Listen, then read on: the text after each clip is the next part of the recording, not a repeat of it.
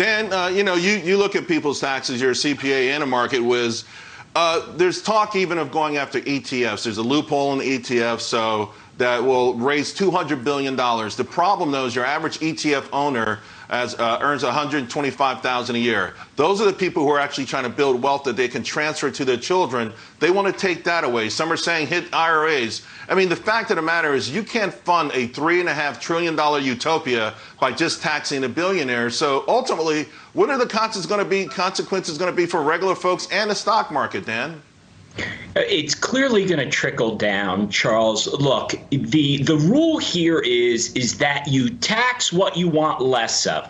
So when you start taxing prosperity, and we all agree about the billionaires, let's put that aside, but the regular hardworking Americans who achieve a level of financial success, when we start to tax them, we will get less of it. When you start going after capital gains with more taxes, you will have less investments going on, investments into technology and the future.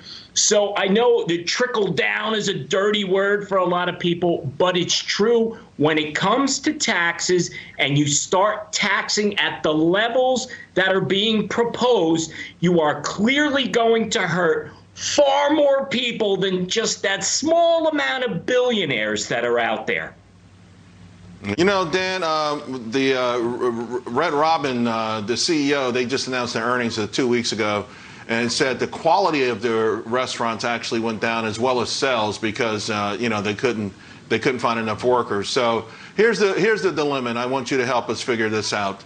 There are other things besides these unemployment benefits, and by the way, I think you will see the needle move.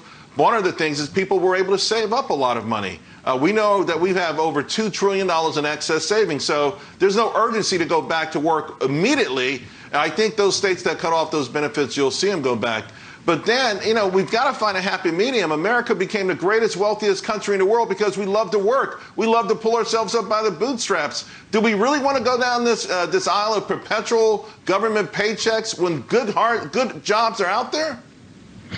Charles, let's really call this for what it was, okay? There were people that needed help, and I was not against the government stepping in and providing unemployment benefits for people who simply couldn't go to work for various reasons. However, at this point, I believe we're past that. And what's happening now is that safety net of unemployment should not really be going down the path of being a career option.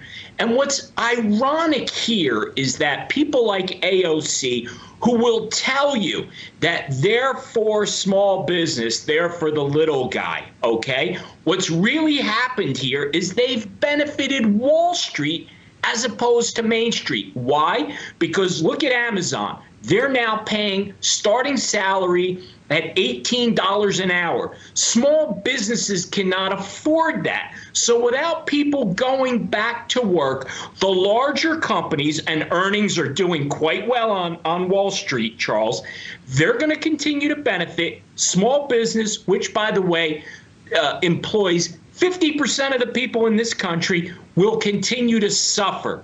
People who are able to go back to work must go back to work. Schools are opening. Hopefully child care issues will start to subside. There's no reason for people to be on the sidelines.